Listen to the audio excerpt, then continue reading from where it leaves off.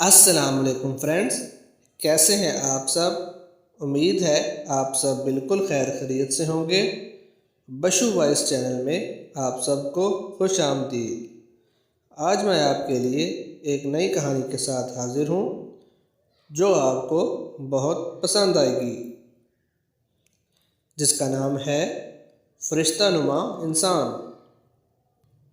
کہانی سٹارٹ کرنے سے پہلے آپ دوستوں سے گزارش ہے کہ میرے چینل کو لائک کریں اور سبسکرائب کریں اور شیئر کریں اور بیل آئیکن کو بھی پریس کرنا نہ بھولیں تاکہ آپ کو میری نئی آنے والی ویڈیوز کا نوٹیفیکیشن بر وقت ملتا رہے۔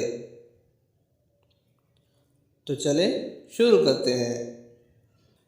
آج مجھے اپنی زندگی کی پہلی کمائی ملنے والی تھی۔ 3 ماہ کی تنخواہ ایک ساتھ ملی اور ساتھ چھٹی بھی مل گئی۔ گھر پہنچا تو عید کا سامان تھا۔ ماں باپ بہن بھائی سب بہت خوش تھے۔ میں نے ساری رقم والدہ کے ہاتھ پر رکھ دی۔ والدہ نے رقم کا تیسرا حصہ راہ خدا میں خرچ کرنے کی نیت سے علیحدہ کیا اور کہا کہ اس رقم سے ایک بیوہ عورت کے گھر راشن خرید کر پہنچا دینا جو دور کے ایک محلے میں رہتی تھیں۔ میں اسی وقت گیا اور راشن خرید کر لایا۔ گھر میں میرے لیے پرتکلف طعام کا انتظام کیا گیا تھا۔ بہن بھائیوں کے ساتھ مل کر لذیذ کھانوں کے مزے اڑائے اور سفر کی تھکاوٹ دور کرنے کی غرض سے رضائی میں گھس گیا۔ آنکھیں نیند سے بوجھل ہو رہی تھیں کہ اچانک اس بیوہ عورت اور اس کے یتیم بچوں کا خیال آیا۔ ارادہ کیا کہ ابھی جاؤں اور سامان پہنچا آؤں۔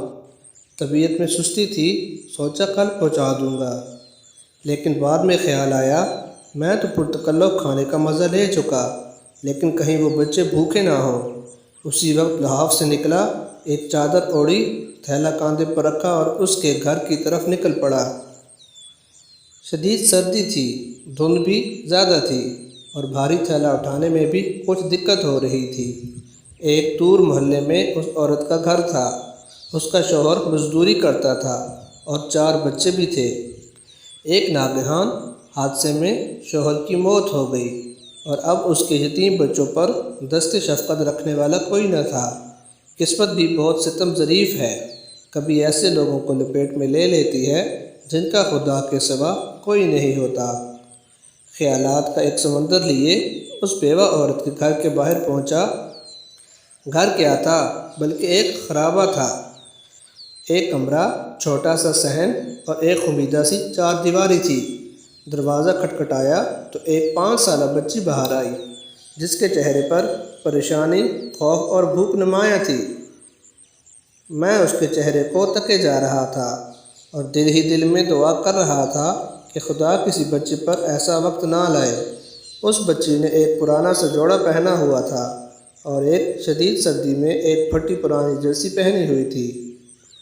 پاؤں برہنہ تھے، وہ بھی اس سردی میں کہ پیروں کو جما کر رکھ دے۔ میں نے کچھ کہے سنے بغیر راشن والا تھیلا زمین پر رکھا۔ تھیلے کو دیکھتے ہی وہ بولی، کیا اس میں کھانے کا سامان ہے؟ یہ سننا تھا کہ میں حیران ہو گیا۔ ایک بار پھر اس نے یہی سوال دہرایا۔ میں نے مثبت انداز میں سر ہلایا۔ وہ بچی خوشی کے مارے چیختی چلاتی ماں کی طرف بھاگی اور یہ کہے جا رہی تھی، امی فرشتہ آ گیا، امی فرشتہ آ گیا۔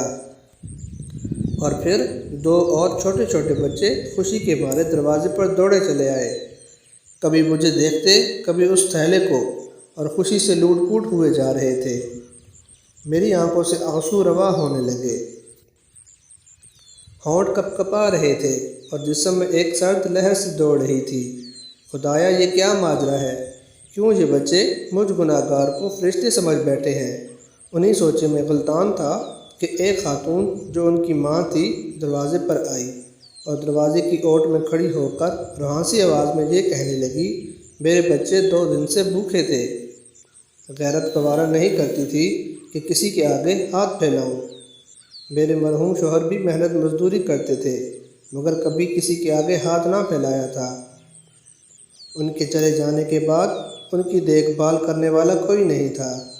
رشتہ داروں نے بھی ہاتھ کھینچ لیے ہیں اور محلے والے بھی مدد نہیں کرتے، مگر کبھی کبھی آپ جیسے نیک دل لوگ مدد کر دیتے ہیں۔ میں 2 دن سے بچوں کو یہ کہہ کر بہلا رہی تھی کہ ایک فرشتہ آئے گا اور ہمارے لیے کھانا لے آئے گا، اسی لیے یہ آپ کو فرشتہ سمجھ بیٹھے ہیں۔ اس عورت نے خدا کے حضور شکرانے کے چند کلمات ادا کیے، مجھے ڈھیر ساری دعائیں دیں اور شکریہ ادا کیا۔ میں وہاں سے واپس ہو لیا، آنسو رکنے کا نام نہیں لے رہے تھے۔ زندگی میں کبھی خود کو اتنا پرسکون محسوس نہیں کیا جتنا آج کر رہا تھا، اور اندازہ لگایا کہ ایک بے بس انسان کی مدد کرنے سے جو روحانی سکون ملتا ہے وہ کسی اور کام میں نہیں۔ ہمارے ارد گرد ایسے بہت سے غربا ہوتے ہیں جو مستحق ہونے کے باوجود کسی کے آگے ہاتھ نہیں پھیلاتے، مگر مدد کرنے والے ہاتھوں کے منتظر ضرور رہتے ہیں۔ 2 وقت کی روٹی ہی ان کا کل جہاں ہوا کرتی ہے۔ ایسے لوگوں کی مدد کرنی چاہیے، چاہے وہ ایک وقت کا کھانا ہی کیوں نہ ہو۔ گھر آیا تو ماں نے پوچھا، بیٹا اتنی رات کہاں چلے گئے تھے بنا بتائے؟ میں بے ساختہ بولا، امی جان فرشتہ بننے گیا تھا۔ تو دوستو، کیسی لگی آپ کو آج کی یہ کہانی؟ امید ہے بہت پسند آئی ہوگی۔ انشاءاللہ اگلی ویڈیو میں ایک نئی کہانی کے ساتھ آپ کے لیے حاضر ہوں گا۔ اب تک کے لیے اللہ حافظ۔